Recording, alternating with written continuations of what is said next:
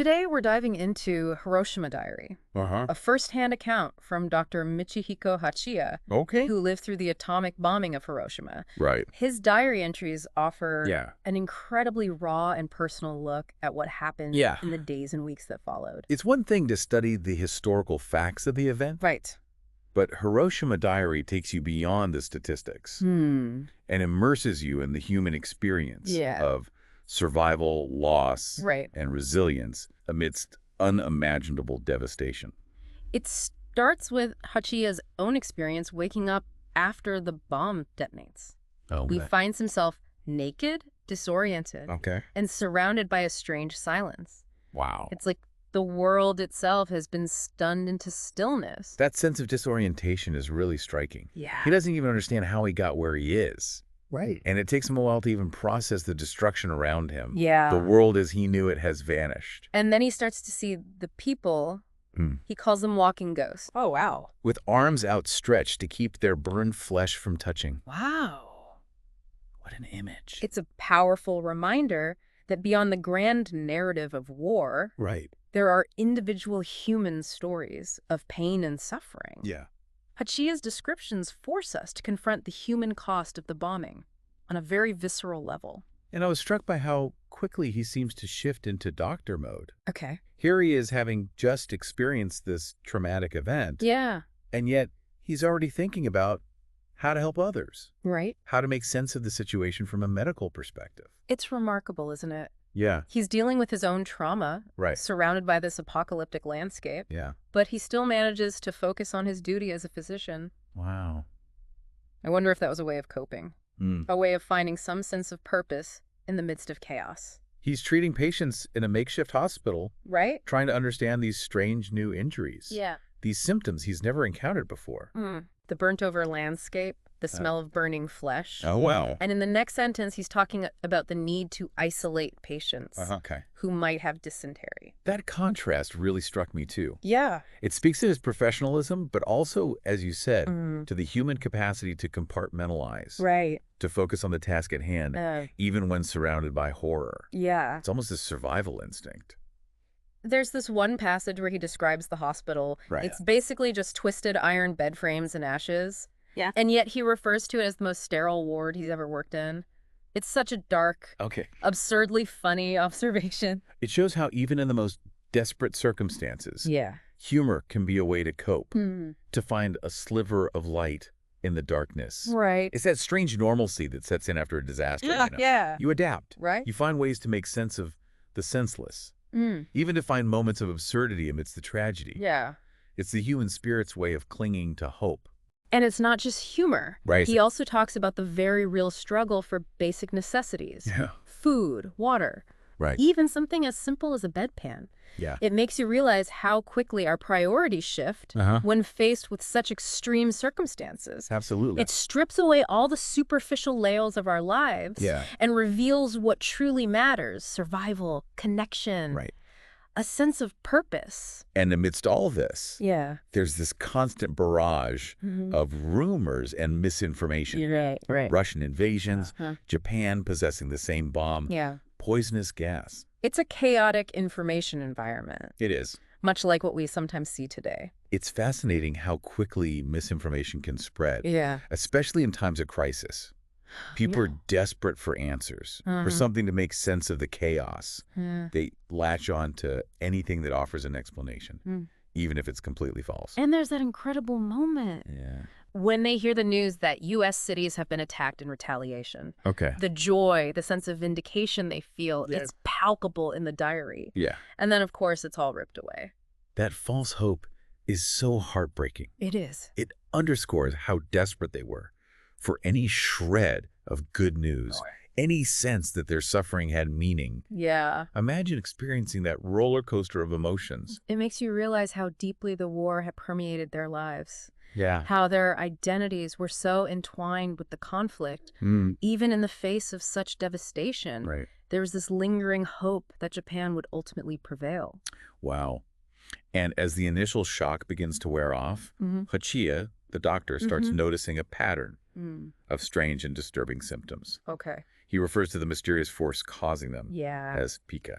He's observing, theorizing, testing. Right. And slowly, he starts to piece together the puzzle of what we now know as radiation sickness. It's fascinating to see his understanding evolve over time. Right.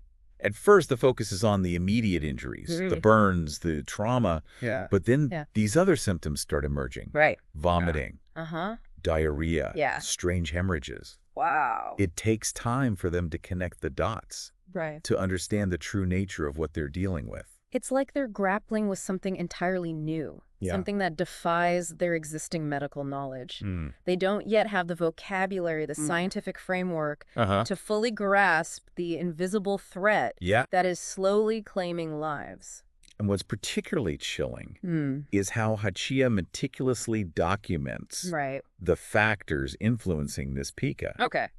He observes that proximity to the hypocenter is crucial, that shielding can make a difference. Wow. These realizations, though terrifying, mark a significant step in understanding the invisible enemy they face. And it's not just the physical effects he's grappling with. Okay. He describes his own mental state as a confusing mix of strength and weakness, clarity and chaos. Wow.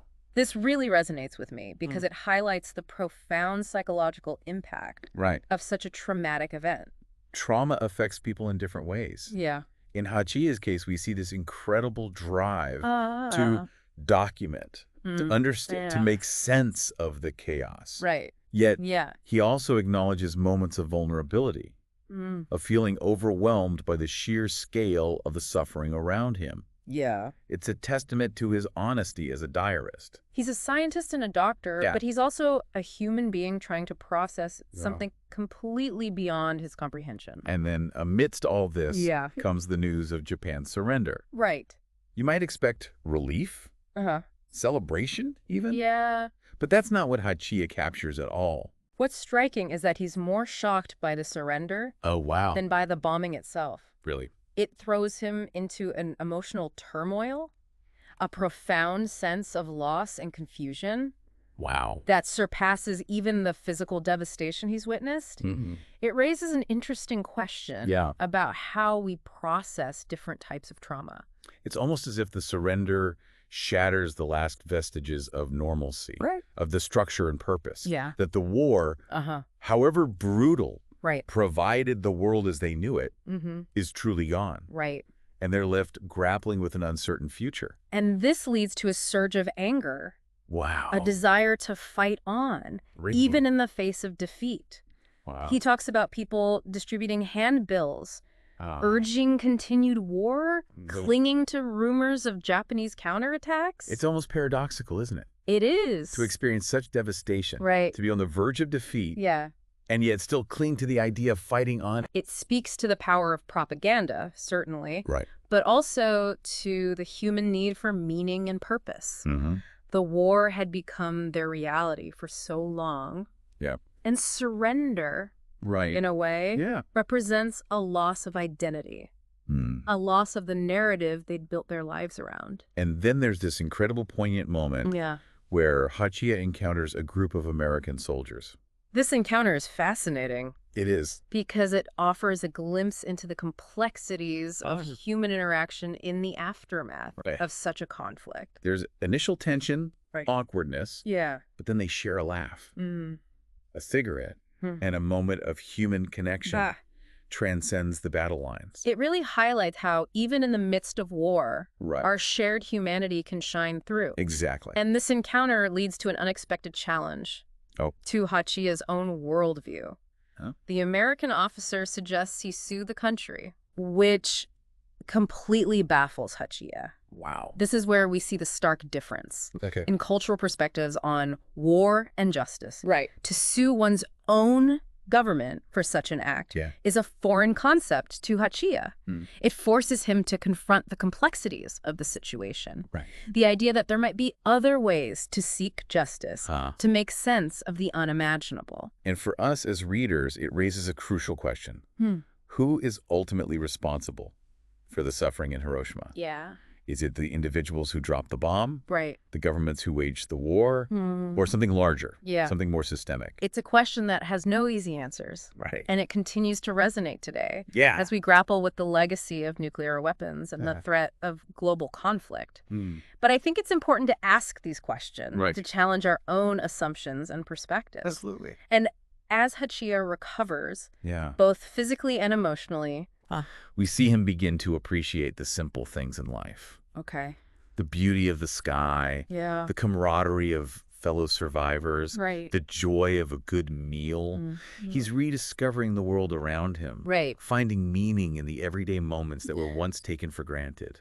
There's this incredible story about how he and some other patients start digging through the ruins. Wow. Looking for valuable items buried in the rubble. Really? They call it mining the town. Huh. And it becomes this strange but oddly hopeful activity. It's a testament to human ingenuity and resilience. It is. Even in the face of such devastation, Yeah. they find ways to rebuild, to create something new out of the ashes. It's amazing. What do you think that says about the human spirit? It makes you wonder where that strength comes from. Yeah. How even after witnessing such horror, they're able to find the will to rebuild, to create something new. It's a testament to the enduring power of hope. It is. Even in the darkest of times, humans have this incredible capacity to adapt, to find meaning, to seek connection. It's what allows us to move forward, to rebuild our lives and communities. And throughout it all, Hachiya never loses sight of his role as a doctor. He continues to observe, to learn, to refine his understanding of radiation sickness. He talks about the importance of rest and nourishment. How a good appetite is a sign of hope. It's a reminder that even in the most desperate situations, there's still a place for compassion, for care, for the basic human need to connect with and help others. It's inspiring, isn't it? It is. Even as he's grappling with his own trauma and uncertainty, he's still driven by this deep empathy for his patients, his unwavering commitment to his profession. It speaks volumes about his character. As we reach the end of the diary, you sense this shift in Hachiya's perspective. He's no longer just a doctor treating patients. He's a survivor. A witness. A chronicler of one of the most defining moments in human history. He recognizes the weight of his experience, the importance of sharing his story with the world. He wants people to understand the true cost of war. The human toll of such unimaginable devastation. And he wants to offer a message of hope, a testament to the resilience of the human spirit. Hiroshima Diary is undoubtedly a difficult read. It is. It doesn't shy away from the horrors of the bombing and its aftermath, but it's also an essential read. It forces us to confront the realities of war, the enduring power of the human spirit, and the importance of learning from history. It's a book that stays with you long after you finish it. It does. It challenges you to think differently about the world, about our place in it, and about our responsibility to one another. It's a reminder that peace is precious, and that we must never take it for granted. And as we wrap up this deep dive into Hiroshima Diary, I want to leave you with a final thought. Hachiya found moments of beauty and humor, even amidst the devastation of Hiroshima. What does that tell us about the human capacity for hope and resilience? It's something worth pondering. It is. It suggests that even in the face of unimaginable suffering, the human spirit can find ways to endure, to find meaning, to hold on to hope. It's a powerful testament to our shared humanity. It is. To the strength that lies within each of us. Absolutely. So as you go about your day, think about Hachiya's experience. How would you have reacted in such a situation? What lessons can we take from his story into our own lives? How can we cultivate that same spirit of resilience and hope in our own communities, in our own world? Remember, even in the darkest of times, there's always the possibility of light.